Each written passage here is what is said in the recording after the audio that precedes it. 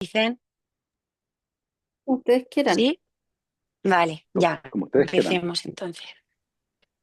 Bueno, nuevamente, muchas gracias a Natalia, a Gabriel primero y a todos los que están entrando a la reunión para esta charla que ha sido organizada por el directorio de la sociedad para un poco estamos estableciendo o instalando de conversación de algunos tópicos que nos preocupan dentro del quehacer científico, ¿no? Y uno de los temas importantes es el tema de llegar y poder hacer divulgación científica, ¿no? Cómo nuestro trabajo en algo que vaya más allá de la comunidad científica y pueda ser accesible, ¿no?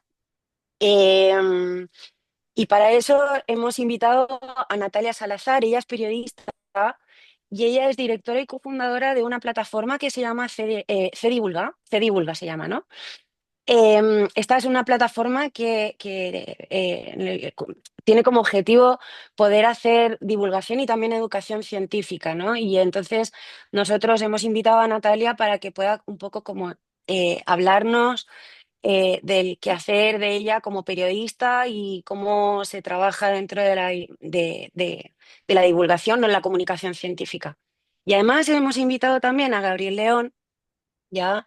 Gabriel no es periodista, él es bioquímico con un doctorado en biología celular y molecular y probablemente a lo mejor a alguno le suena por La Ciencia Pop, que ha sido una colección de libros que ha ido publicando Gabriel, aparte de otros libros de divulgación científica, y además es uno de los conductores del podcast La Ciencia Pop, ¿ya?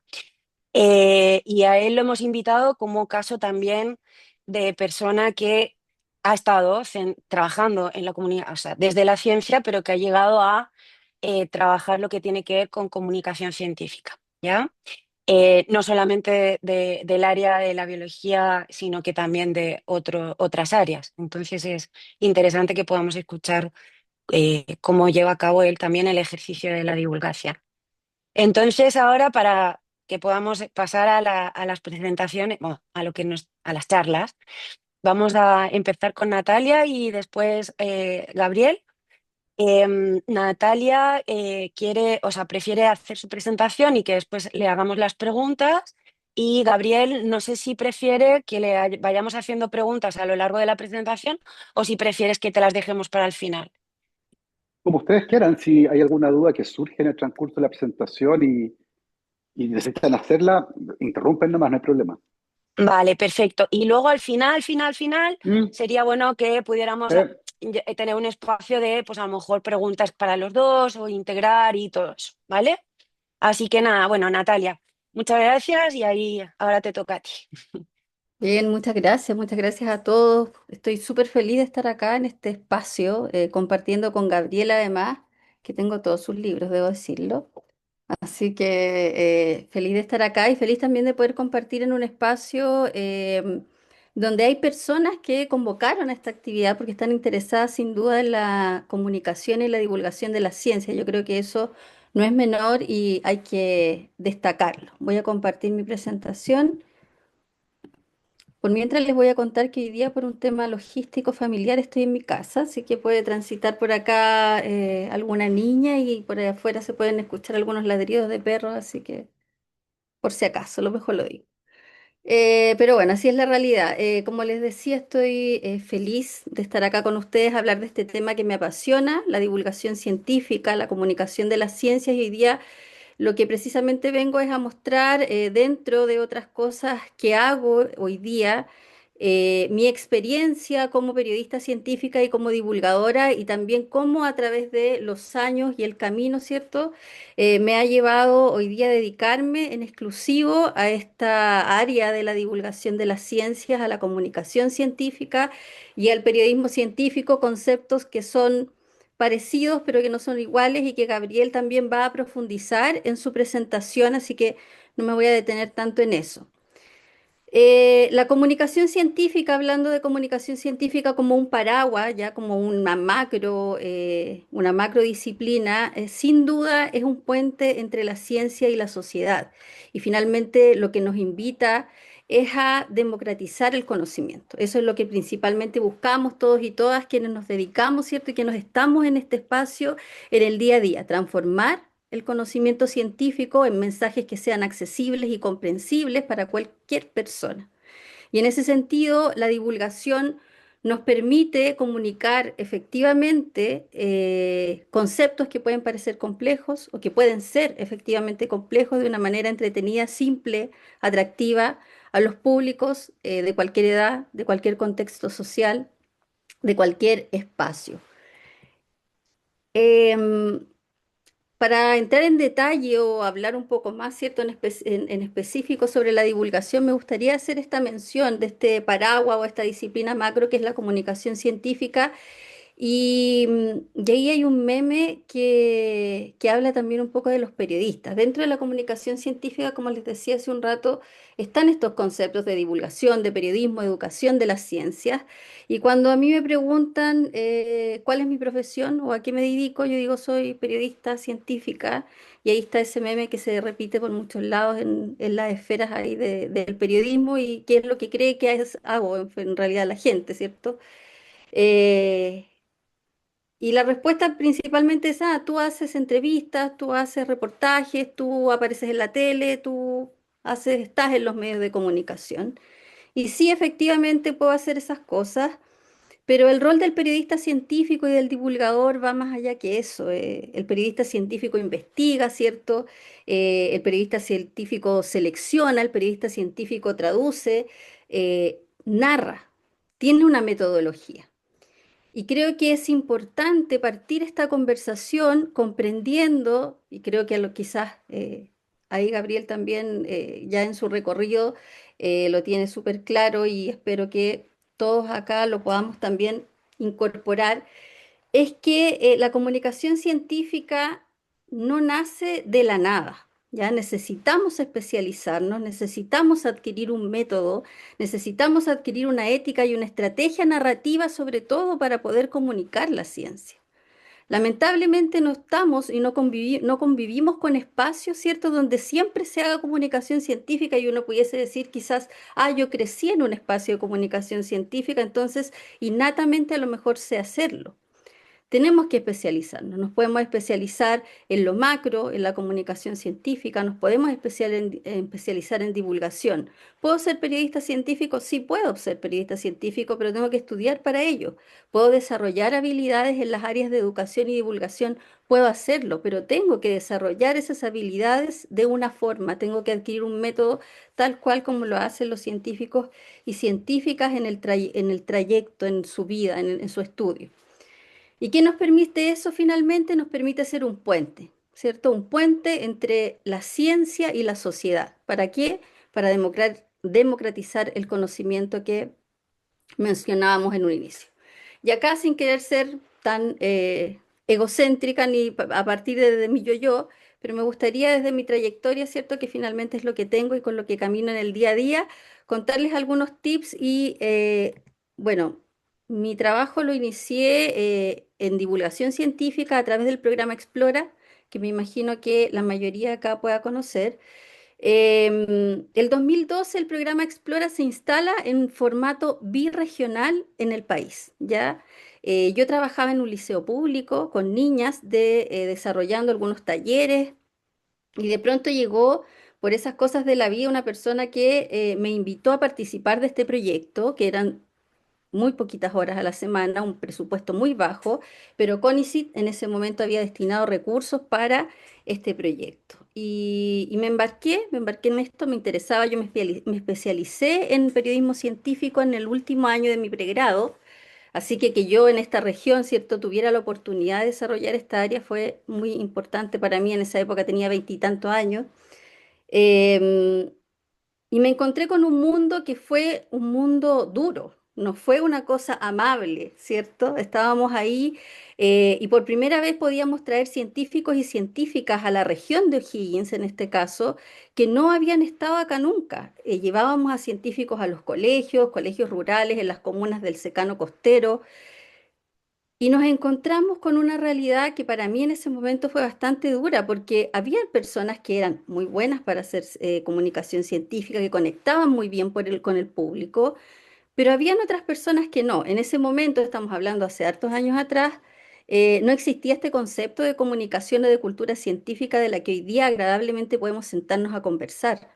Por lo tanto, para mí, una periodista de veintitantos años que le tuviese que decir a un investigador, cierto, de renombre nacional, que lo que estaba haciendo en ese momento con la audiencia no se entendía, era impensado. Era impensado. O sea, yo no le podría decir al astrónomo que fue que a lo mejor su PPT o su presentación, la gente no la entendió. Entonces ahí mi primer tips, y que lo puse ahí, ¿qué es importante? Escuchar a la audiencia. Escuchar a la audiencia es más importante que brillar muchas veces. A veces, ¿cierto? Nos escondemos detrás de estos tecnicismos para poder explicar la ciencia, pero finalmente eso impide que podamos conectar justamente con el público con el que estamos hablando. En el tránsito, en el camino, me especialicé, hice un postítulo en comunicación de la ciencia, además hice un magíster en educación, lo que me permitió, ¿cierto?, unir los dos mundos, unir el mundo de la educación y el mundo de la comunicación de las ciencias de una forma más metodológica aún. Y en la región de O'Higgins se instaló la Universidad de O'Higgins, que hoy día, ¿cierto?, ya está a puertas de cumplir 10 años. Y desde allí empecé a desarrollar mi carrera ya más profesional en el área de divulgación científica, promoviendo el acceso al conocimiento. Y ahí he participado en una serie de proyectos de divulgación científica. Rocío también está ahí en la universidad. Ella también es impulsora de muchos productos de divulgación. Y creo que en este tránsito el aprendizaje ha sido que la divulgación efectivamente también se puede enseñar y también se puede aprender, y que con ella podemos impactar los públicos y podemos desarrollar calidad para, tanto para las instituciones a las que pertenecemos, podemos darle valor a esa institución a través de la comunicación de la ciencia, y también podemos darle valor a nuestro conocimiento científico, que es el que ustedes como investigadores están también desarrollando. En ese camino, ¿cierto? También he conocido el mundo de la comunicación pública de la ciencia, y ahí he tenido la posibilidad de trabajar en distintos espacios de construcción pública. Puse acá la ACHIPEC, que es la Asociación Chilena de Periodistas y Profesionales de la Comunicación Científica, de la que hoy día soy directora de la zona sur, ¿ya? Y con ACHIPEC estamos impulsando una serie de iniciativas también para llegar a otros tipos de públicos y también para poder construir política pública desde ese espacio. Hoy día estamos participando activamente en la generación de la estrategia de ciencia y tecnología para el Consejo de la Presidencia que se va a presentar para el próximo gobierno en el país. Y ahí el aprendizaje quizás que quiero transmitir es la importancia de buscar alianzas, de generar estrategias, ¿cierto?, para poder comunicar y poder divulgar a partir de redes. La divulgación y la comunicación no la podemos hacer solos, necesitamos espacios para poder construir esta divulgación y esta comunicación científica, y para ello la articulación de redes, la articulación con otros comunicadores, con otros investigadores y también con tomadores de decisiones, sin duda es muy importante. Y en todo este tránsito, ¿cierto?, aparece la oportunidad y la posibilidad de conversar y de reflexionar con otro grupo de mujeres que también están interesadas en hacer divulgación de la ciencia, y es así que nace Se Divulga hace unos años. Y hoy día, este año, tenemos la alegre noticia de contar que nos acreditamos como medio de comunicación. Entonces, hoy día somos un medio de comunicación, nos ganamos un fondo de medios y vamos a hacer divulgación científica a partir del periodismo científico, en el que nosotras particularmente incluimos la perspectiva inclusiva y la perspectiva de género. A través de plataformas como Se Divulga, existen otras, ¿ya? Se puede comunicar la ciencia, se pueden diversificar los formatos y se pueden construir narrativas que nos permitan llegar a más públicos de una forma también más entretenida, más atractiva, más diversa. ¿Por qué es importante la divulgación científica? Y acá no me voy a extender tampoco demasiado, Pero es importante, un poco ya lo hemos conversado, porque permite, cierto, que la sociedad tenga acceso a información relevante, promoviendo la alfabetización científica y el pensamiento crítico. Y aquí quiero abordar un punto que lo hemos conversado en reiteradas ocasiones con otras personas que trabajan en esta área y que hoy día nos hace mucho ruido. Estamos viviendo una época, quizás la era de la desinformación que nunca habíamos visto, ¿cierto? Hoy día tenemos presidentes en países en el mundo que promueven la pseudociencia o que se muestran, ¿cierto?, contrarios a principios científicos que han sido eternamente validados.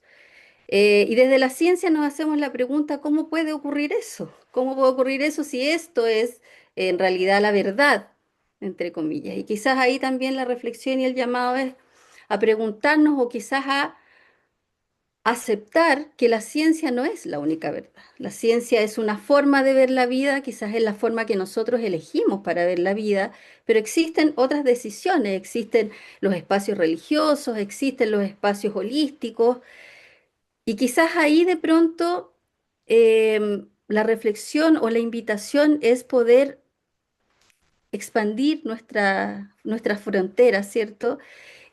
Y desde allí realizar una batalla que es difícil. Hoy día, lamentablemente, combatimos o lamentablemente peleamos contra la pseudociencia. Existe un grupo de personas que cree y que promueve que la Tierra es plana. Y eso es así. Y nosotros decimos, pero ¿cómo van a creer eso si acá están todas las pruebas científicas para que eso no sea así? Entonces, finalmente no se trata de un tema de probar o no probar metodológicamente que eso existe o no, sino que el desafío es otro, el desafío es mayor. ¿Cómo encantamos a la población para que esas personas, para que la ciudadanía también acepten o también quieran o también tengan interés de conocer más sobre el conocimiento científico? Ya el conocimiento científico, la divulgación también fomentan el diálogo, un diálogo abierto entre la ciencia y entre la sociedad. Cómo nosotros como científicos o como expertos en comunicación de la ciencia o divulgación generamos estos espacios e invitamos a las personas, ¿cierto?, a interesarse en participar activamente de estos espacios. Y finalmente logramos transformar las percepciones. La divulgación no solamente transmite datos, no solo transmite ideas, no solo transmite un concepto, sino que permite que las personas, ¿cierto?, puedan percibir la ciencia de una manera distinta. Y para eso necesitamos efectivamente llamar lo que en ciencia pública, con todos estos proyectos en el ministerio principalmente se habla de las experiencias memorables. ¿Cómo hacemos que las personas cuando participan de una actividad, cuando conocen un producto de divulgación, efectivamente sientan que esa experiencia es memorable, se sientan parte de ella? ¿Ya? ¿Y cómo hacemos todo esto? Que es lo más difícil. No existe una receta. Yo creo que Gabriel puede acá después dar contar desde su experiencia. Él es científico y para mí es un gran ejemplo de divulgador científico. Atraer a distintos públicos, a distintos tipos de públicos no es fácil. Una vez me invitaron a hacer un manual de divulgación científica y me dijeron lo colgamos en la web y con esto vamos a entregárselo a todos los divulgadores y la gente va a poder hacer divulgación. Sí, un manual me puede servir para conocer algunos conceptos, para comprender lo que es un concepto u otro, pero al igual que muchas otras cosas, la divulgación científica debe tener un contexto, ¿ya? La divulgación científica que se hace en O'Higgins no es la misma que sirve para hacerse en Santiago, no es la misma que sirve para hacerse en Europa. Por lo tanto, existe una base, sí, que está acá. Conoce a tu audiencia, debemos conocer al público con el que estamos trabajando, debemos utilizar las emociones, las metáforas, debemos elegir un formato adecuado. No todas las personas, ¿cierto?, van a percibir de la misma forma o no todas las personas van a gustar de las mismas cosas. Por lo tanto, debemos aprender a conocer a nuestro público y a nuestra audiencia. Tenemos que aprender a no imponer. No somos nosotros los que detentamos o los investigadores, investigadoras o quienes hacen divulgación o comunicación quienes detentan la verdad. Y ahí hay un llamado súper importante también a transitar desde un modelo de déficit, que era el que conocíamos hace unos años y que quizás el que yo conocí cuando recién comencé en este camino, y finalmente, invitar a la gente a ser parte de, ya a conocer desde su experiencia también los distintos ámbitos de la ciencia y hacerlo a través del ejemplo, de las buenas prácticas, generar productos que realmente sean exitosos. Nosotros hoy día estamos trabajando mucho con la realidad virtual también, que es muy atractiva, sobre todo para los públicos niños, niñas, adolescentes. Ahí em, buscar. El llamado es buscar, ¿cierto? Conocer la audiencia, ver los temas que las personas tengan interés o generar interés también por temas que a lo mejor no están en el radar público. ¿Cómo yo logro generar ese interés? Eso también es un gran desafío.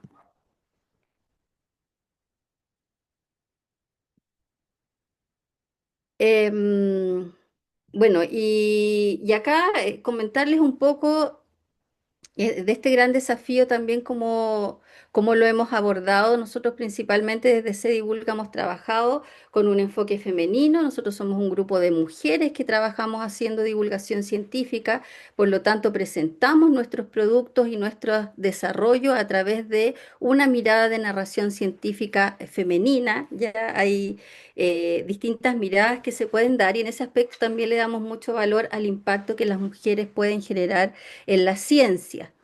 Y no solo las mujeres, sino que también los grupos que han sido postergados y que pueden, ¿cierto?, dar un valor mayor o una mirada diferente a la transmisión del conocimiento científico en las distintas esferas.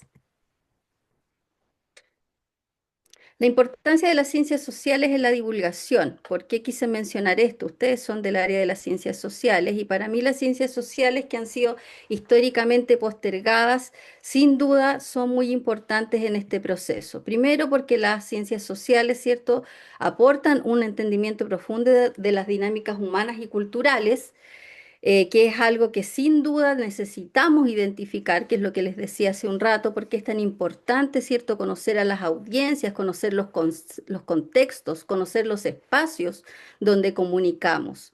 No vamos a comunicar de la misma forma a niños y niñas, a personas mayores, a personas que viven en el campo, personas que viven en la ciudad. Por lo tanto, debemos comprender, ¿cierto?, ese contexto antes de comunicar. Las ciencias sociales también nos permiten y son un campo para transitar de lo que les contaba hace un momento, del modelo de déficit, que es este modelo en donde yo veo al otro que no sabe, que es la persona a la que yo le voy a ir a enseñar lo que yo sé, porque esa persona es ignorante y yo soy el sabio, ¿cierto? Que es un modelo de déficit que estuvo presente durante muchos años y que lamentablemente, y ahí no sé, Gabriel, si compartirá conmigo, creo que todavía existe. Todavía hay divulgación científica desde ese modelo de déficit. Hoy día estamos transitando al modelo de diálogo y queremos avanzar también hacia el modelo de ciencia ciudadana, un modelo de divulgación o de comunicación científica en donde las personas y las sociedades son parte activa de este proceso comunicacional. A partir de todo eso logramos construir nuevas narrativas, narrativas distintas, narrativas que nos permiten llegar a estos públicos y permiten que estos públicos se apropien del conocimiento científico. Puedo tener muchas técnicas, ¿cierto? Ustedes pueden aprender a hacer divulgación y desarrollar habilidades desde muchos ámbitos. Se van a encontrar muchas personas que les pueden transmitir cómo hacerlo. Desde Se Divulga tenemos un set de actividades que le ofrecemos al público. Nosotros podemos también ser un puente entre los científicos y entre la sociedad. Nosotros generamos productos, generamos actividades. Gabriel, por ejemplo, es una persona que se ha especializado en la escritura en los libros, sus podcasts son muy atractivos para la sociedad, pero sin duda cualquier persona que venga hoy día a decirles que les puede enseñar una habilidad, sí, podemos desarrollar una habilidad, pero esa habilidad no se puede desarrollar si ustedes o cada uno de nosotros, ¿cierto?, no estamos conscientes de todo lo que les he comentado anteriormente. Transmitimos el conocimiento científico a una audiencia específica, en un contexto particular y si no conocemos o no incorporamos a ese público, entonces difícilmente vamos a lograr lo que buscamos con la divulgación científica, que es finalmente la apropiación social del conocimiento, que lo que queremos finalmente es movilizar a la ciudadanía, movilizar a la población para que puedan tomar decisiones informadas, no importa cuál sea, no importa cuál sea. Si la señora Juanita quiere decidir que la Tierra es plana, bien, si ella se informó y pudo decidirlo bien, pero si no tuvo las posibilidades de hacerlo, si no fuimos capaces, ¿cierto?, de darle la visión de conocer las diferentes formas de hacerlo, entonces creo que el rol de la comunicación pública de la ciencia lo estamos perdiendo. ¿Cuál es la urgencia de la divulgación científica? Justamente esa, es poder ser parte integral del proceso de la investigación desde el comienzo, ¿ya? Yo siempre invito a investigadores e investigadoras que trabajan sobre todo en proyectos Fondesit, en proyectos, bueno, los núcleos milenios funcionan de una forma particular, pero cualquier proyecto de investigación que incorpore la comunicación científica desde sus inicios. Ya no podemos esperar que desarrollamos una investigación, tenemos un paper en nuestras manos, entonces la próxima semana voy a un colegio a hablar sobre este tema y cumplí con mi rol de divulgación, ya soy divulgador o ya cumplí, ¿cierto?, con esta meta que tengo de divulgar en la sociedad. Creo que debemos aprender y debemos incorporar que el proceso de la comunicación científica tiene que ir de la mano con la investigación y que podemos sin duda empezar a desarrollarlo en un proceso de trabajo largo. Podemos desarrollar habilidades en forma independiente e individual, pero también podemos y debemos aprender a trabajar en conjunto con otras disciplinas. La interdisciplinariedad acá es clave. Todos podemos aportar desde nuestras distintas áreas del conocimiento para que finalmente la divulgación científica sea más activa. Y ahí el mensaje final para mí siempre es que el conocimiento tiene que circular tal como el aire que respiramos, libre, vital y compartido para todos y todas. Muchas gracias. No sé si alguien tiene alguna pregunta, un comentario. Voy a dejar de compartir. Yo ahora sí los veo.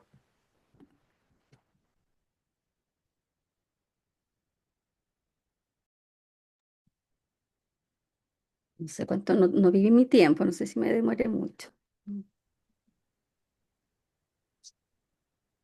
No sé si alguien quiere hacer alguna pregunta ahora o si quieren las dejamos para después de que presente Gabriel y así hacemos preguntas a los dos. ¿Sí? Vale. Muchas gracias, Natalia. Entonces, después de que presente Gabriel, ahí hacemos como un espacio de preguntas y conversación. Vale, Gabriel, entonces ahora te escuchamos a ti. Vale, muchas gracias. Dame un segundo para compartir la presentación que estoy desde el celular. Puede ser un poquito más desafiante por el tamaño y la edad. Ya no veo. Se supone que está cargando ahí. Ahí. ¿Lo pueden ver? Sí, pero no sé si es que se ve cortado. Ah, claro, no se Ah, ve sí, como sí. pantalla completa. Sí, no, es que lo estoy desde el celular porque estoy con algunos problemas. No estoy en mi oficina oficial, estoy transmitiendo desde la localidad de Cawi, en la región de O'Higgins, donde estoy viviendo parcialmente, así que estoy a media máquina con todavía la implementación. Pero se ve, ¿cierto? Pero se ve, sí. Listo, ya. Eso es lo Sí. importante. Eh, voy a, voy a comentar brevemente algunos aspectos que están vinculados con la divulgación científica, la comunicación de la ciencia, como muy bien hacía la distinción Natalia, y tratando también de entender un poco esta necesidad que surge en algunos y en algunas por contar lo que hacen, que es algo que no surge de manera natural en todo el mundo. Y eso es bien interesante. Y en el caso de la ciencia, cuando uno ve, por ejemplo, una imagen de esta naturaleza, pasan varias cosas que son bien interesantes. Una tiene que ver con la belleza, ¿cierto? Uno puede ver esta imagen y sin entender muy bien lo que pasa ahí, uno la puede encontrar bonita. Y de la mano con eso uno se puede hacer preguntas con respecto a los colores, a las formas, a los brillos, a un montón de cosas que esa imagen tiene y que nos permiten conectar el conocimiento a través de una imagen con una audiencia que probablemente no está vinculada habitualmente con ese tipo de imágenes. Y ese es uno de los papeles que hoy tiene la divulgación y la comunicación de la ciencia. Y como decía Natalia también, tiene un papel súper importante en un mundo donde la tecnología está muy presente, donde las discusiones ciudadanas vinculadas con temas de ciencia y tecnología son fundamentales, y la participación de las personas en discusiones vinculadas con la materia energética, la crisis climática, las vacunas, la biotecnología, la nanotecnología y qué sé yo, requiere de insumos de información que permiten participar de discusiones y finalmente también participar de la toma de decisiones. Y eso es parte también del trabajo que hace la divulgación y la comunicación de la ciencia. Entender procesos complejos, entender cómo las sociedades se tensionan, cómo resuelven sus tensiones, tratar de entender procesos sociales complejos que nos tocan vivir y que a veces no logramos tomar una hebra y poder estirarla para tratar de desenrollar lo que está ocurriendo. Y por supuesto, probablemente uno de los roles más relevantes que son percibidos para la ciencia tiene que ver con generar soluciones en el ámbito de la salud, en el ámbito de la tecnología, curar enfermedades, ¿cierto? Como el vínculo probablemente más estrecho que existe habitualmente con la ciencia. Eh, Esa me la voy a saltar. Una cosa interesante de esto es que durante mucho tiempo se trató de definir qué era la ciencia y cómo funcionaba. Y hubo una época de mucha discusión en la que yo diría que fines del siglo XIX, principios del siglo XX, varios filósofos de la ciencia empezaron a discutir cuál era el rol de la ciencia y cómo funcionaba, cómo operaba. Y determinaron algunos adjetivos vinculados con la ciencia, dando a entender que la ciencia era un ejercicio puramente racional. Eh, y definieron filósofos como Hempel y Ayer a la ciencia como una actividad autónoma, neutral, independiente y no normativa. No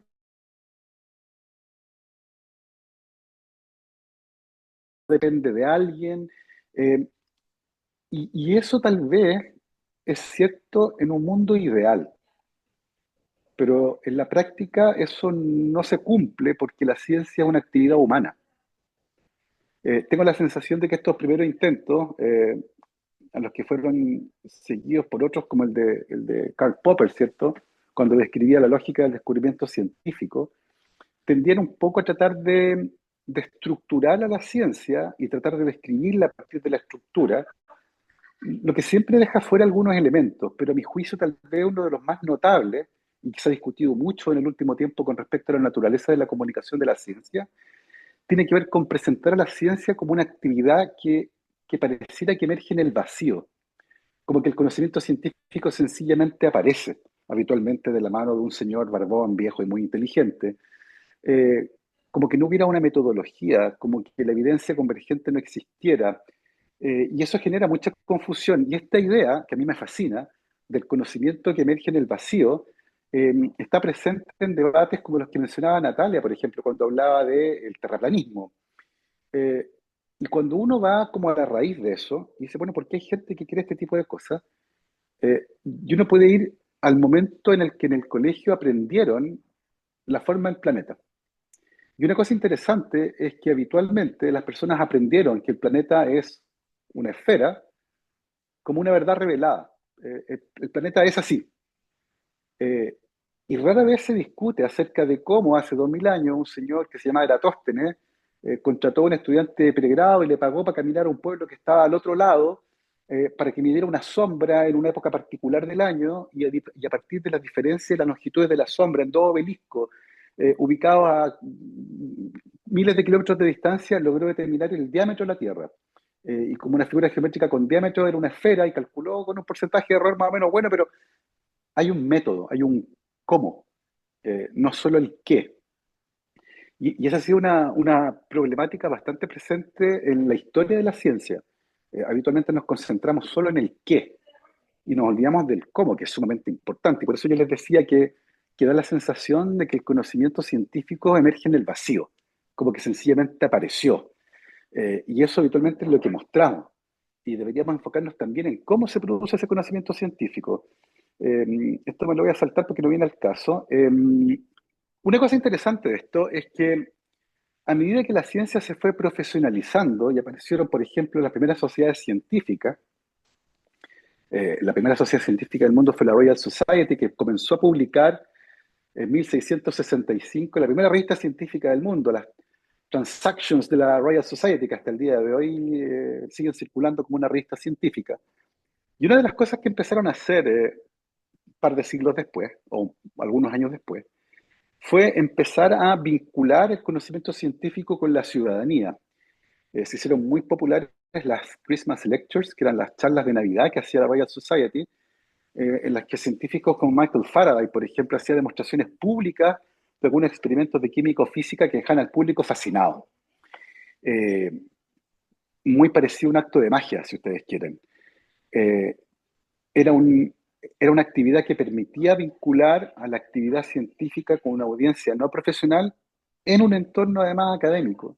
Habitualmente se realizaban estas charlas en universidades, de la mano de grandes científicos, y las personas iban a maravillarse del poder de la ciencia. Eh, y Natalia se refirió varias veces a este famoso modelo de déficit, que yo diría fue el marco teórico que sostuvo a parte importante de la divulgación científica durante casi toda su historia, y que básicamente asumía que las personas tomaban malas decisiones en el ámbito científico, alimentarse mal, no vacunarse, y un montón de otras conductas vinculadas con la evidencia científica, como fumar y comer mal y qué sé yo, porque les faltaba información. Y como no tenían acceso a esa información, tomaban malas decisiones. Y el modelo de déficit decía, ok, entonces la manera de hacer que las personas tomen mejores decisiones para sus vidas es informarlos de mejor forma. Y para eso nosotros, los expertos, vamos a ir a explicarles a ellos, al vulgo, ¿cierto? De ahí viene la palabra divulgación, en qué consiste nuestra disciplina. Asumiendo que una vez que tuvieran esa información nueva, valiosa y, entre comillas, real, iban a poder tomar mejores decisiones. Por eso se llama modelo de déficit de la información. Como falta información, toman malas decisiones, ergo, si yo les doy información, van a tomar mejores decisiones.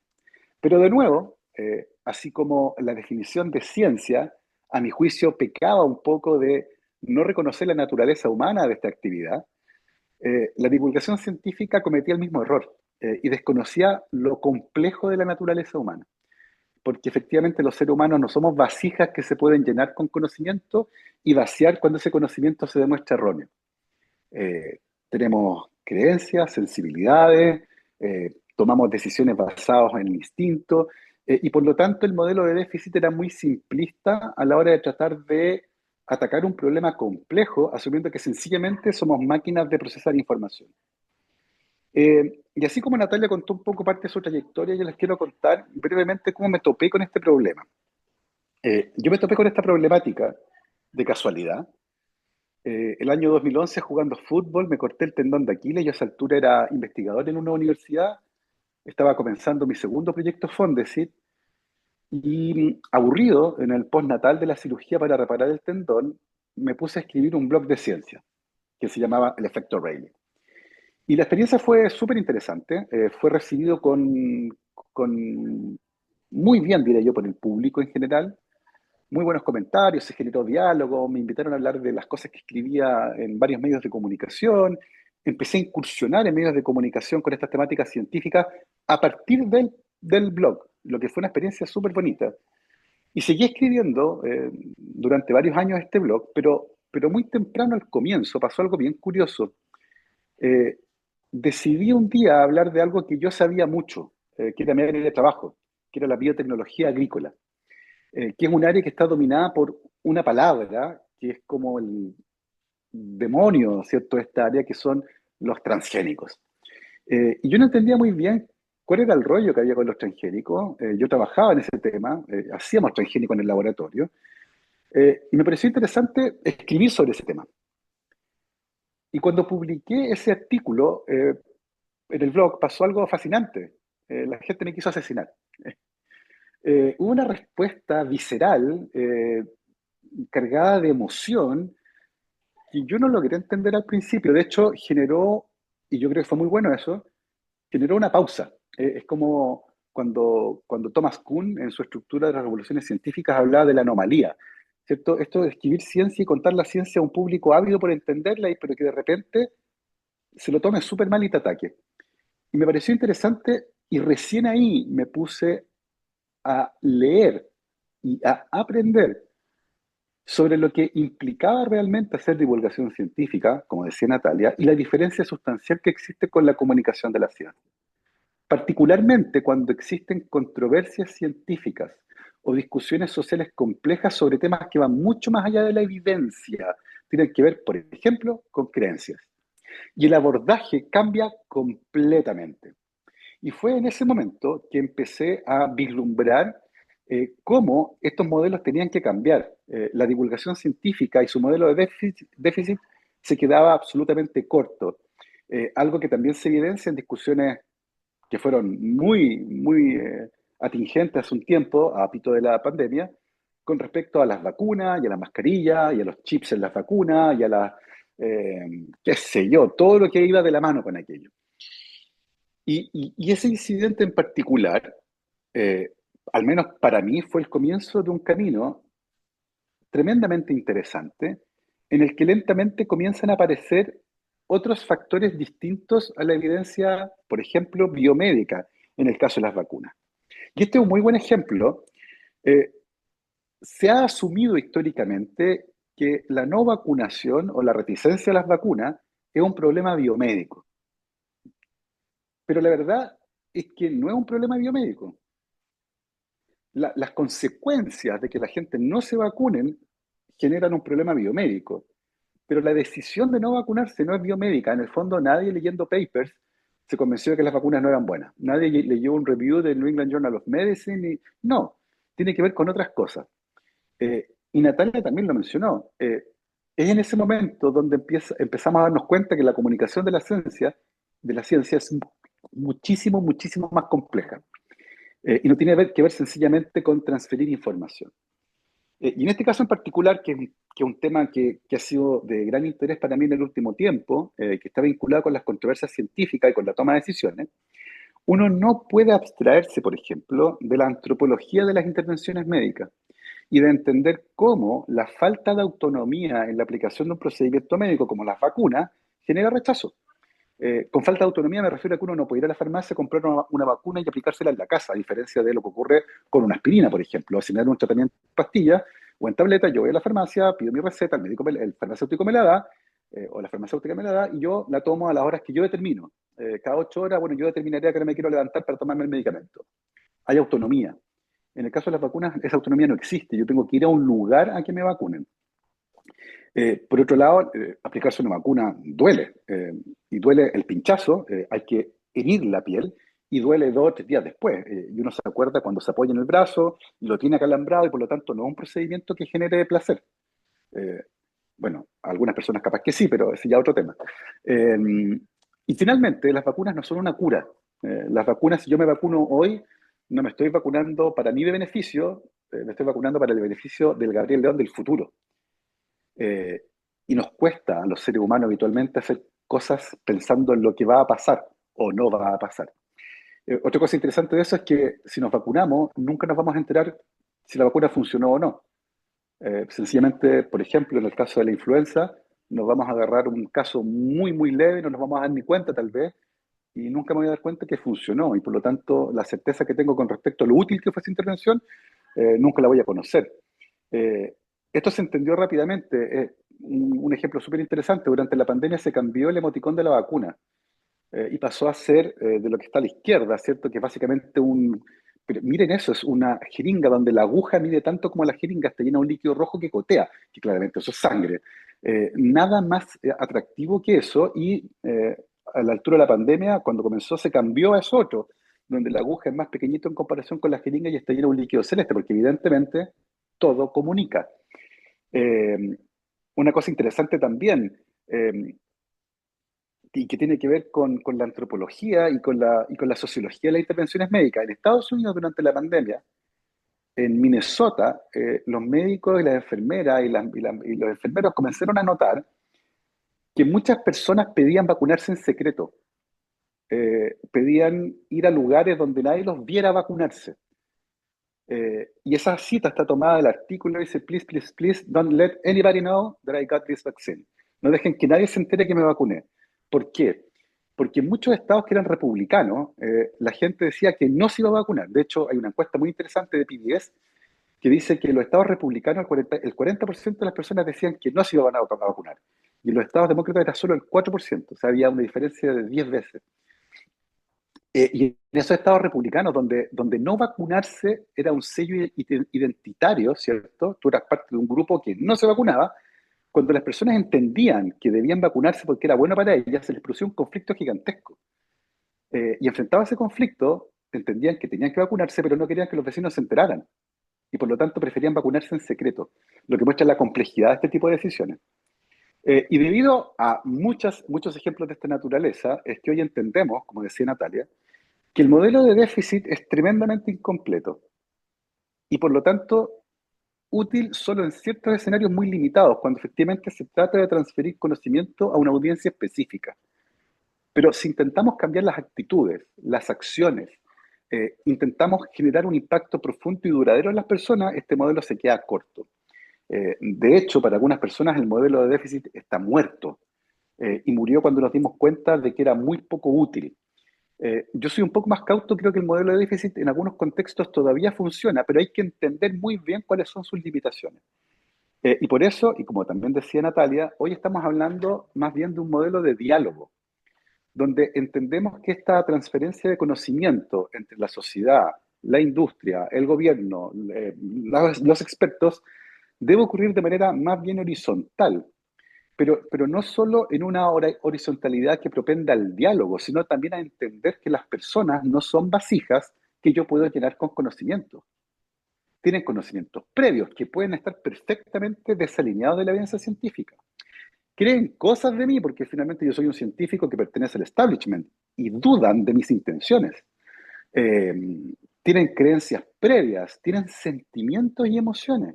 Existe ruido en el ambiente, yo les estoy diciendo una cosa, pero en Internet están viendo otra. Y si yo no considero todos esos factores, voy a fracasar rotundamente en mi intento por dialogar con la comunidad, por ejemplo, o con cualquier actor que esté involucrado en este proceso de diálogo, y por lo tanto no voy a cumplir con mi propósito. Eh, Esto está tomado de un artículo, de un paper publicado hace ya 25 años, pero es probablemente uno de los más completos con respecto a cómo ocurre esto. Y fíjense que acá, en este modelo, no aparece un experto. Aparecen sencillamente dos personas, A y B, que están dialogando a través de un canal que puede tener, ojo, ruido, y que incluye además los sentidos, ver, escuchar, tocar, oler, probar. No es solo escuchar, no es solo leer. Y el mensaje que uno emite debe ser traducido por el que recibe y competir con el conocimiento existente, con los prejuicios, con los criterios, con las ideas, con las emociones. Se nos olvida que los humanos somos animales emocionales y esas emociones son tremendamente importantes.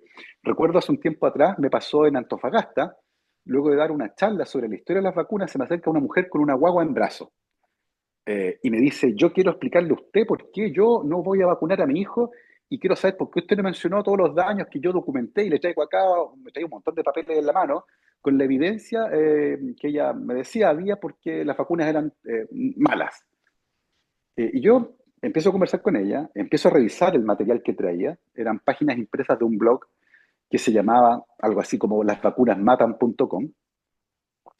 Y era bien interesante el ejercicio porque esa mujer hizo una investigación profunda con respecto a las vacunas y había tomado una decisión en base a la información que ella había leído. Y conversando con ella me di cuenta de que su decisión no tenía que ver tanto con la evidencia, sino que con una emoción. Ella tenía miedo de voluntariamente hacerle algo malo a su hijo.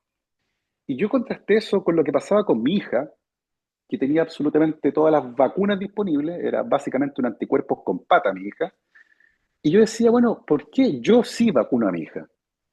Por exactamente la misma razón, por miedo, pero miedo a las enfermedades.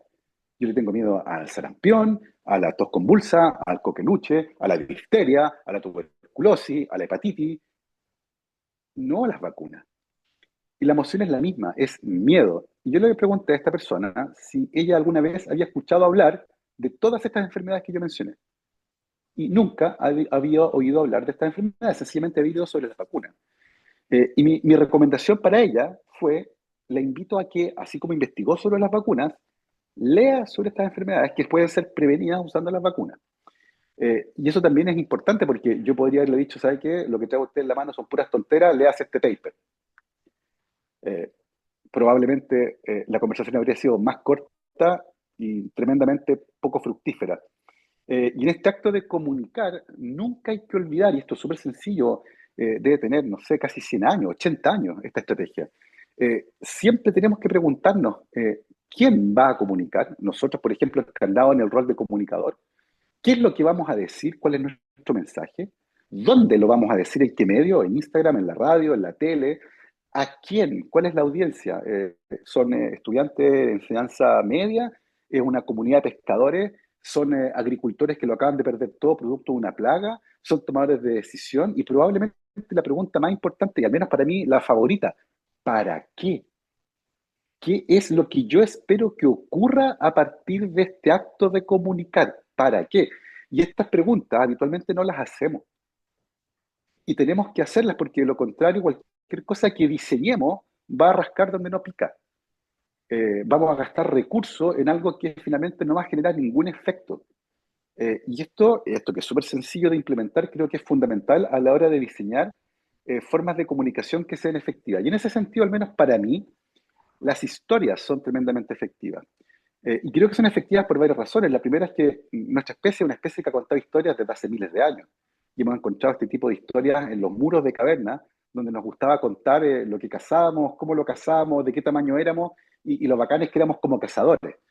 Y eran historias muy entretenidas y que contábamos en los muros. Y hay un caso muy lindo donde esta comunidad, que es una comunidad que vive en Filipinas, que se llaman ACTA, AGTA, y se hizo un estudio en esta comunidad acerca del rol que tenía la narrativa, el storytelling en la cooperación, en la evolución, perdón, de la cooperación en esta comunidad que eran cazadores recolectores. Y una cosa interesante es que se demostró que la presencia de buenos contadores de historias en los grupos de esta comunidad estaba asociado con un aumento en la cooperación y que como pago por su habilidad de contar buenas historias, estas personas, los que eran buenos contando historias, eran compañeros sociales preferidos y además tenían mayor éxito reproductivo, tenían más hijos, obvio, eran buenos contando historias.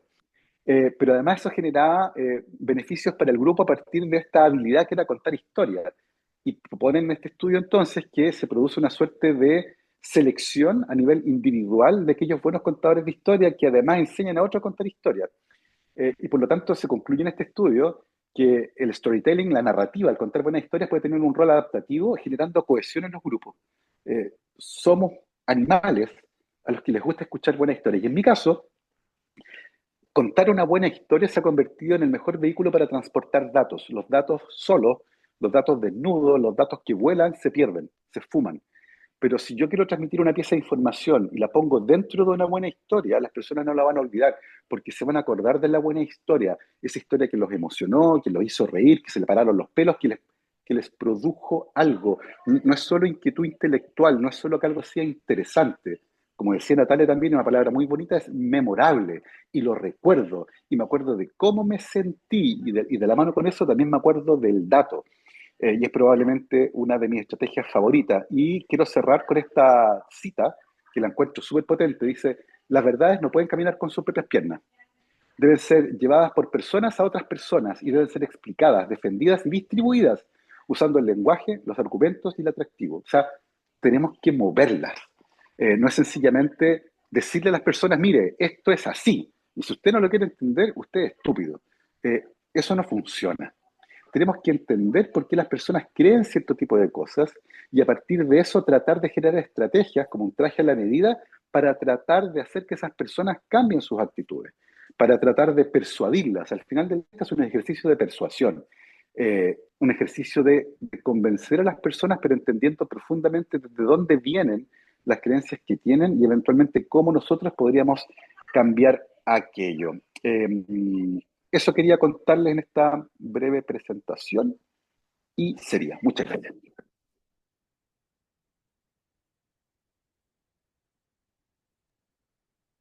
Muchas gracias, Gabriel. Gabo, te iba a decir. Está bien, está bien. Gabo, muchas gracias.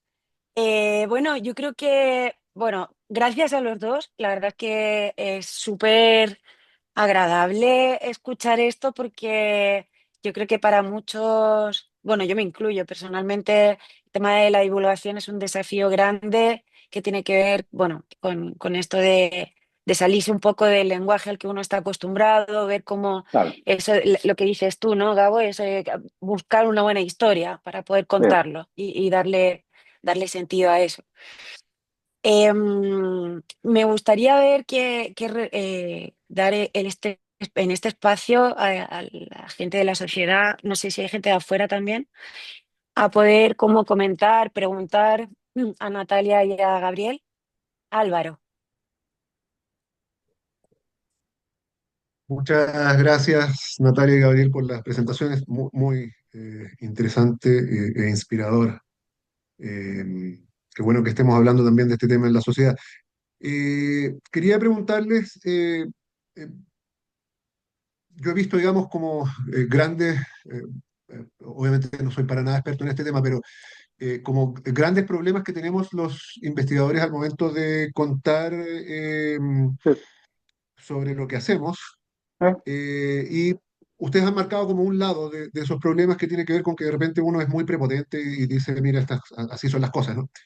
Pero otro problema que surge y que se nos critica un poco desde el mundo de las comunicaciones es como el polo opuesto, ¿no? Y me gustaría que se pronunciara sobre ese polo opuesto que es de repente la excesiva cautela que en el fondo nos gusta remarcar, o no sé si nos gusta, pero en el fondo ¿Qué parte hacen? de nuestra identidad de rigurosidad Sí, académica y científica sí, es remarcar las limitaciones de nuestra sí, claro. investigación, ¿no? Sí, Y lo que nos dicen la gente de comunicación es, bueno, olvídate de tanto ponerle pelos a la sopa y di lo que es. Ya, pero yo no puedo decir lo que es porque en realidad no estoy seguro. Mi investigación tiene 800 limitaciones y en realidad lo que quiero decir es que sí. necesitamos 10 años más de investigación para aclarar las dudas, digamos. ¿Cómo ven ustedes esa parte del problema? Gracias.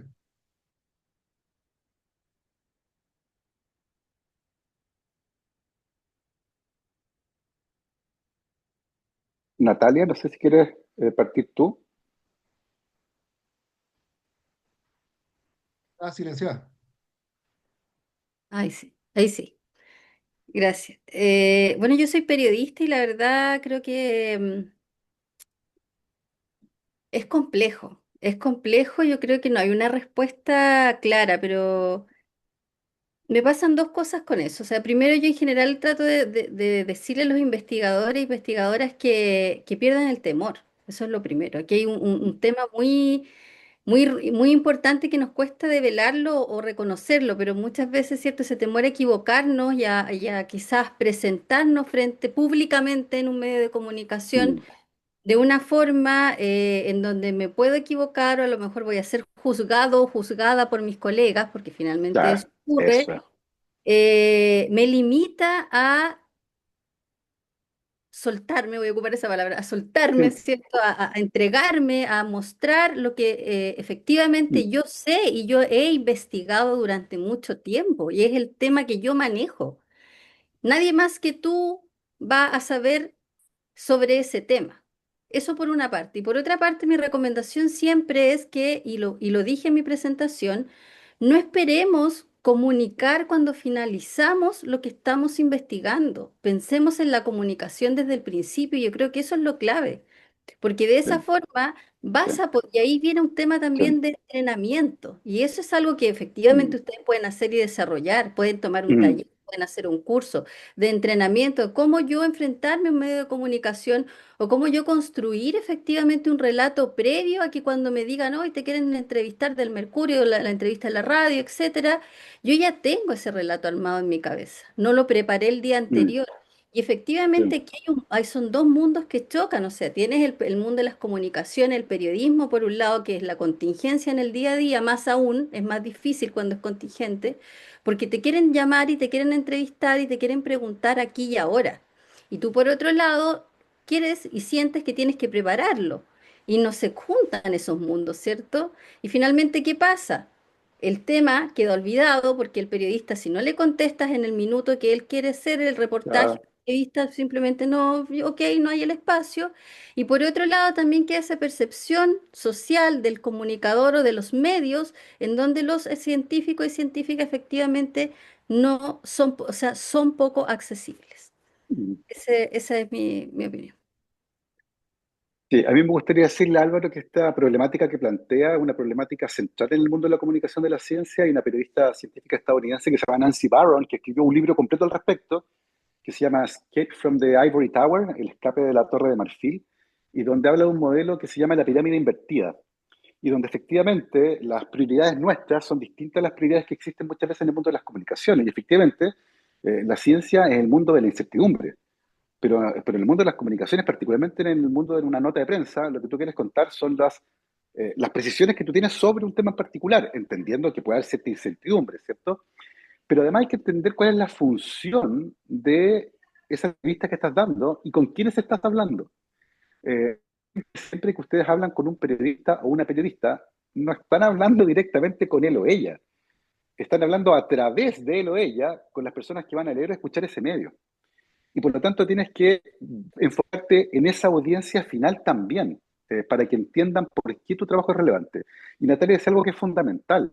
Eh, si nos enfocamos solo en el qué encontraste, en la guinda de la torta en el fondo, se te produce ese problema que tú decías, Álvaro, que todo depende de ese qué, cuando también es súper importante el cómo tú lograste acercarte a lo mejor a una problemática compleja que nadie nunca entendió muy bien. Y tal vez la noticia no es el hallazgo, la noticia es que tal vez después de 100 años, por primera vez hay una metodología para estudiarlo, que tiene incertidumbre en el resultado, pero la noticia es otra cosa, la noticia no es el qué. ¿Te das cuenta? Que ahí es donde está la incertidumbre también. Y concuerdo también con Natalia, hay un cierto temor a la crítica de los colegas, eh, cuando en general la comunicación que uno realiza en medio no es para los colegas. La comunicación para los colegas se hace en congresos, se hacen papers, se hacen sociedades, no se hace en los medios de comunicación. Y eso creo que también hay que ir entendiéndolo, hay que ir trabajando esa lógica y por supuesto entender también las dinámicas del trabajo del mundo de las comunicaciones, del mundo del periodismo, por ejemplo. Eso. Me voy a tomar la palabra solamente porque me tengo que ir. Quería agradecer mucho a Natalia y a Gabriel el acompañarnos hoy día. Yo creo que, bueno, ha sido súper estimulante, la verdad, eh, y también muy inspiradora. Y habéis dado, creo que en el punto, en varios de los puntos claves que dentro de psicología, o sea, los que nos enfrentamos particularmente en la psicología. Creo que hay cosas comunes a otras disciplinas, pero la Mm, comunicación en psicología se enfrenta de cara con precisamente el mundo de las creencias. claro. No, porque al final de lo que nosotros Sí, investigamos en cosas que nos afectan a todos es como las sí, típicas peleas entre madres, donde todo el mundo sabe cómo se educan los niños, da lo mismo lo que el ah, investigador en psicología evolutiva esté diciendo. Entonces, precisamente nuestro objeto de estudio tiene que ver muchas veces con creencias, con actitudes, etcétera, y claro. además tenemos un espacio que ha sido absolutamente colonizado por Tomado, sí, pseudociencias, por sí, claro. autoayuda, etcétera. Sí, Y de ahí surge un poco también nuestra preocupación, ¿no? sí. Precisamente por una buena divulgación, porque espacio que no tomamos nosotros desde la ciencia es espacio Es que se tomado. toma desde otro lado. Sí, totalmente de acuerdo. Eh, y entonces, eso, solamente quería, porque me voy a tener que retirar, como un poco enfatizar la necesidad de que tomemos como esta responsabilidad que tenemos en mano, porque los problemas la salud mental, bueno, son problemas que van al alza, ¿cierto? Sí, Toda la sociedad nos está de alguna manera llamando, convocando y casi que invocando a la ayuda y nosotros estamos muertos de susto y no es solamente entre colegas, como decía Álvaro. Yo trabajo ahora mismo en diferencias sexuales, en aprendizaje y además desde una perspectiva comparada con modelos animales. tú, Por supuesto que me preocupa la comunicación. Yo, como tú sí, decías, Raquel, estoy como en este momento ya finalizando el proyecto y teniendo que empezar a comunicar, muerta de susto por la funa que se me viene, seguro, casi que haga lo que haga. Entonces, eso, ¿no? Que además de los colegas, como que sí necesitamos como ese apoyo y también ese sí. empoderamiento para poder comunicar estos temas de investigación. Mm. Muchísimas gracias, a los dos. No, gracias a Chao, ti. Rocío.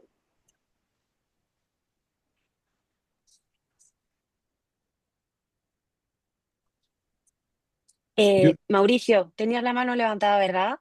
Sí, parecía mi pregunta la de Álvaro, pero y un poco también relacionada con la de Rocío. Primero, darle las gracias, ha sido muy, muy interesante y aportador. Eh, siempre me ha preocupado eh, un poquito más en profundidad el que los conceptos que usamos en psicología en general son los mismos que se usan en la comunicación popular, aprendizaje, qué sé yo, Sí, motivación, pero nosotros lo entendemos de una manera sí, muy específica que no es la misma que se entiende la gente. exactamente. Sí, Entonces, a veces uno hace un esfuerzo por explicar algo, pero se termina entendiendo algo nada que ver, o las personas terminan entendiendo lo que ellas ya desde antes creían no entendían, sí, porque ese traspaso intermedio de poder explicar el nuevo sentido en que se está usando el sí, concepto puede ser trampa, ¿no? sí, sí. Sí, Eso, totalmente. Sí, de hecho, en ciencia probablemente el caso más paradigmático es el de teoría. Todo el mundo entiende teoría como hipótesis, ¿cierto? Oye, ¿qué pasó acá? Oh, tengo una teoría. No, tú tienes una hipótesis. Teoría, un cuerpo de evidencia complejo, probablemente el más complejo que conocemos, que explica todo lo que hemos observado para atrás y predice cosas para adelante. Es una teoría. Y en el hablar popular no se entiende. Y por lo tanto, tengo que tener cuidado e ir parcelando también la forma en que comunico, lo que les decía en algún momento. Cuando uno va a decir algo, ¿para qué lo va a decir? Y tal vez mezclar muchos elementos comunicacionales en un mismo artículo, en un mismo producto, genere esa confusión. Y tal vez te podrías centrar en, hoy vamos a resolver este concepto que en psicología es tremendamente potente, pero que no es lo que usted cree. Y eso ya tiene un rol gigantesco, y si sobre eso metes otra cosa más que está vinculada, se te empieza a diluir.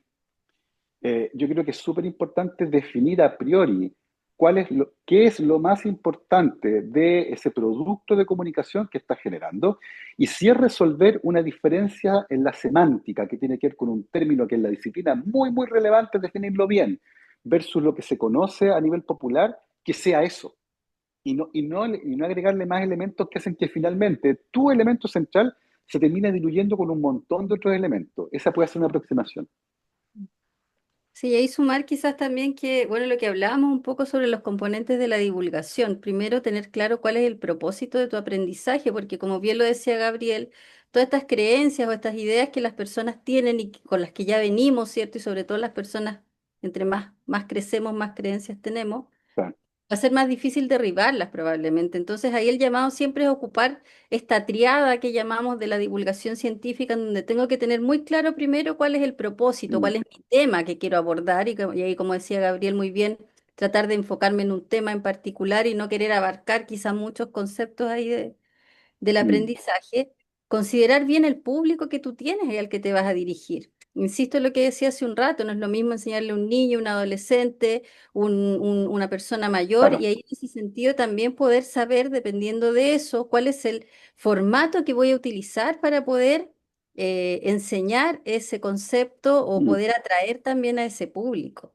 Ahí también siempre mi recomendación, y quizás también abordamos como otra patita que es la educación científica, es claro. tratar de apoyarme en este tema interdisciplinar que hemos hablado y quizás desarrollar y construir, si tu pregunta va más allá, a lo mejor por el tema más educativo, no sé si piensas en eso o estás hablando como a un público más masivo, pero quizás sí a un público educativo más específico como estudiante, apoyarte efectivamente con estrategias, con metodologías educativas, y ya si es un público más masivo al que yo quiero impactar, quizás en una oportunidad, efectivamente buscar un formato que sea más atractivo para ese público.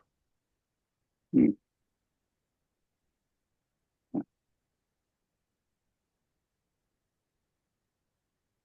Santi, Hola, profe, hola. ¿cómo estás?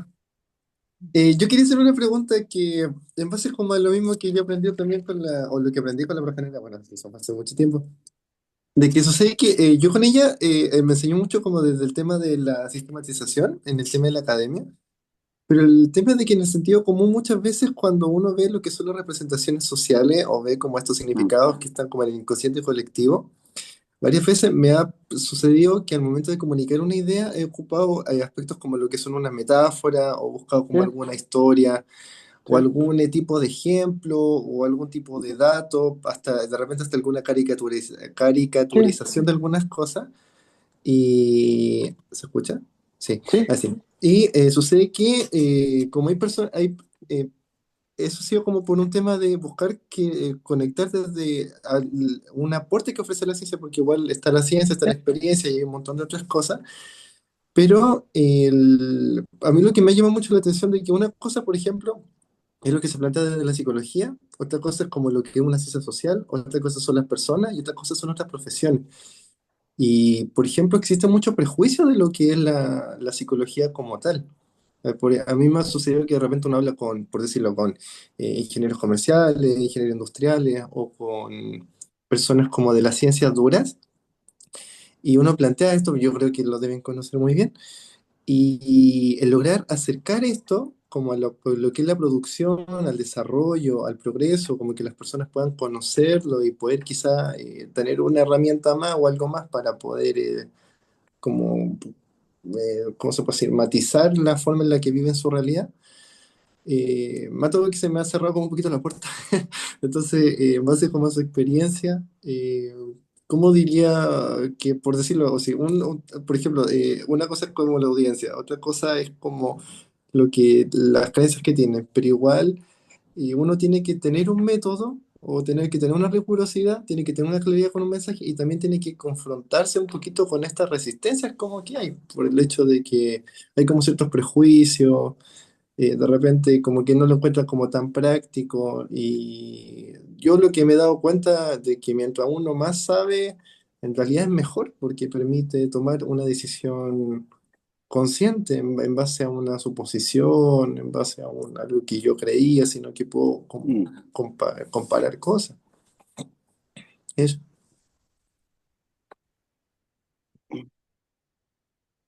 No sé, voy, Gabriel, sí. Yo no sé si entendí tan bien, pero me bueno, si pasó lo hablamos mismo. ¿cómo se llama? De ciencias o de tipos, lo que tú quieres un poco preguntar es cómo darle mayor relevancia al área de la psicología, ¿no es cierto? Eso es como, o es A la parecido a psicología lo que... y otras ciencias por el hecho de que igual por ciertas formas como comerciales hay como cierta resistencia, por decirlo, hay ciertos como saberes como que en verdad se resiste esto y de repente, por decirlo, uno quiere plantear algo, por decirlo, como una estadística, como bien estudiado, ¿no? Pero de repente como está la moda o está como estas cosas virales o están estas cosas del sentido común o lo que todo el mundo hace, por decirlo, como que esto se pierde. Por ejemplo, uno plantea lo que es la equidad de género en ciencia, como de que hay mujeres que tienen mucho valor, y cuando uno plantea eso, uno cuando toca ese tema, como que a uno le toman, la agarran con un montón de prejuicios, un montón de ideas que uno dice, ¿de dónde salió esta cuestión? Entonces, quizás, no sé si habrá como alguna estrategia para poder lograr el comunicarse como con la sociedad con esto, porque en verdad lo que yo he visto que igual es como medio, hay que ser muy cuidadoso porque puede tener consecuencias medias no amigables o de repente un poquito más macro sociales. Bueno, ahí desde mi punto de vista las comunicaciones y el desarrollo, siempre mi consejo, un poco lo que hemos abordado en todo este camino es capacitarse en primer lugar y comprender que Mm, tenemos que desarrollar habilidades y competencias para poder comunicar la ciencia, ¿cierto? Y que también podemos y que tenemos que asumir que no lo sabemos todo. No todos sabemos comunicar, no todos mm, queremos comunicar, como eh, también decía Gabriel. Quien no lo quiere dedicarse a la investigación, a mí me parece perfecto. Quien quiere comunicar además la ciencia, creo que tiene el deber de generar, desarrollar habilidades y generar un método también para poder sí, hacerlo. Eso como primera cosa. Y segunda cosa, si a mí me interesa comunicar y que quizás no siento que no tengo los espacios o las habilidades, es buscar efectivamente a otras personas que sí sepan hacerlo. Ustedes hoy día nos invitaron a nosotros acá a este espacio porque me imagino que también quieren aprender y que quizás mm, también quieren conocer espacios para poder hacerlo mejor. El tema, creo, un poco de la batalla contra la sociedad o contra todo este Mm, tema de los fake news hoy día o del exceso de la información es algo que no podemos combatir personalmente. Tenemos que generar redes, tenemos que hacerlo en conjunto, si no, definitivamente. O sea, esto es algo que está, que vino para quedarse. Las redes sociales crecen día a día. Esta cosa, o sea, para nosotros, no sé, yo por sí, lo y Facebook, Instagram, y para los más chicos hoy día eso ya no existe porque es una cosa de gente vieja, entonces existen y van naciendo y así más y más plataformas, por lo tanto es algo que no vamos a poder alcanzar ni controlar. Ojalá, ¿cierto? Y a partir de estos espacios de conversación mm, podamos mantener y procurar que la ética respecto a esas temáticas se sostenga en la sociedad. Y yo creo que eso es lo clave y lo importante. Y básicamente, como respondiendo a tu pregunta, eso, buscar espacios donde puedas desarrollar habilidades, generar estrategias, conversar, conocer sí. y perder el miedo también a hacer, finalmente. Yo solo quiero agregar dos cosas. Eh, Había un filósofo llamado Daniel Dennett, gringo, que decía, no hay forma amable de decirle a alguien que está equivocado. Y eso es fundamental. Cuando uno entiende eso, se puede aproximar con distintas estrategias a lo que Santiago mencionaba. Y una de las estrategias que yo le recomiendo es la verdad cuántica. Es un término que acabo de inventar, lo voy a patentar, así que no me lo copien, por favor. Que en vez de soltar tu gran verdad de golpe y porrazo, te vayas acercando con verdades chiquititas de a poco. Entonces, tú sabías que, y de a poco, entonces no le dices lo que le quieras decir desde el principio. Partes de a poquitito, partes de abajo, hasta llegar a tu gran verdad que quieres comunicar. A eso me refiero con verdad cuántica, no es que me haya puesto medio volado ahí, como medio chopa, pero básicamente me refiero a eso. Es una buena estrategia, irse aproximando lentamente al mensaje final que tú quieres entregar. Gonzo, última pregunta, yo creo, porque por los tiempos yo sé que hay gente que tiene horarios Bien. comprometidos, así que Gonzo, última pregunta. Perfecto. Lo mejor para el último, dice. Ah, Muchas, muchas gracias, Natalia. Muchas gracias, Gabriel. Definitivamente un excelente taller y presentaciones. Bueno, miren, mi pregunta va quizás para recoger sus apreciaciones y quizás sugerencias dentro de lo que es una realidad en donde un campo laboral de psicología, no solamente, y muchas otras carreras, está inmensamente saturado sí, para no solamente los profesionales que salen de pregrado, pero también aquellos que salen de magíster y también doctorado. sí, Estamos literalmente entrenando a gente en investigación y muchas otras habilidades para ser expertos para un campo que, al menos en no existe. investigación, es bastante Sí, narrow, muy acotado. sí, Dentro de eso hay muchas formas de claramente ejercer la ciencia, tanto a través de innovación, de emprendimiento, etcétera, y uno de ellos es claramente la comunicación. En ese sentido, ¿cuáles son sus apreciaciones, cuestionamientos, miedos, sugerencias para muchas de las personas que aquí están presentes, que son académicos, académicas que trabajan en la universidad y que claro. claramente hay un sistema que creo que todavía se resiste bastante a innovar, al menos para abrir alternativas de entrenar a gente a nivel de doctorado, que no sea simplemente para hacer investigación y docencia? Sí. Eso, muchas gracias.